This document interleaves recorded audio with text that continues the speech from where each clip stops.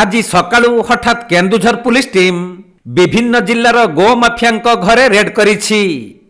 କେନ୍ଦୁଝର ସମେତ ଯାଜପୁର, ମୟୂରଭଞ୍ଜ ଓ ଭଦ୍ରକର ଗୋ ମାଫିଆଙ୍କ ଘରେ ରେଡ୍ କରାଯାଇଥିବା ବେଳେ ବେଆଇନ ଗୋ ଚାଲାଣ ଓ ଗୋ ମାଫିଆଙ୍କୁ ସହଯୋଗ କରୁଥିବା ଭଦ୍ରକ ମୁଳନା ସାହି ଅଞ୍ଚଳର ମୋଷ୍ଟ ୱାଣ୍ଟେଡ୍ ଶେଖ୍ ରାଜନଙ୍କ ଘରେ କେନ୍ଦୁଝର ଓ ଭଦ୍ରକ ପୁଲିସ ଚଢ଼ାଉ କରିଛି।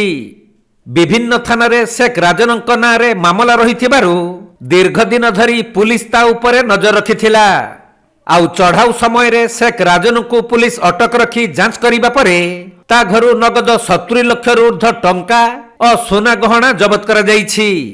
ଏଥିସହିତ ରାଜନର ଭଦ୍ରକ ସ୍ଥିତ ଘରୁ 2ଟି ସ୍କର୍ପିଓ ଗାଡ଼ି ଜବତ କରି ବାଇପାସ୍ ସ୍ଥିତ କୁସମ ବଜାରରେ ପୁଲିସର ରେଡ୍ ଚାଲିଛି।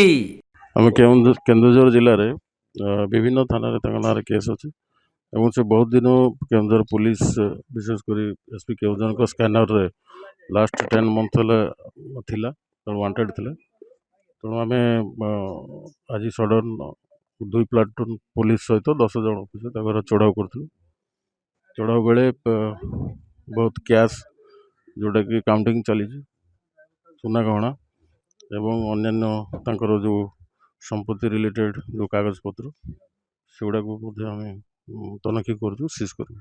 ନା ବର୍ତ୍ତମାନ ସୁଦ୍ଧା ବାହାରି ନାହିଁ, ଆମେ ତାଙ୍କ ଗାଡ଼ି ସର୍ଚ୍ଚ କରୁଛୁ ଆଉ ଯଦି ବାହାରିଲେ ଆମେ ସିଜ୍ କରୁଛୁ। କେତେଟି ଥାନାରେ କେତେଟି ମାମଲା ରୁଜୁ? ଏକ୍ଜାକ୍ଟ ମୁଁ ଜାଣିନାହିଁ, ତଥାପି ଆମର କେନ୍ଦୁଝର ଅଧିକାଂଶ ପୁଲିସ ଷ୍ଟେସନରେ ତା ନାଁରେ କେସ୍ ଅଛି। ବର୍ତ୍ତମାନ ତାକୁ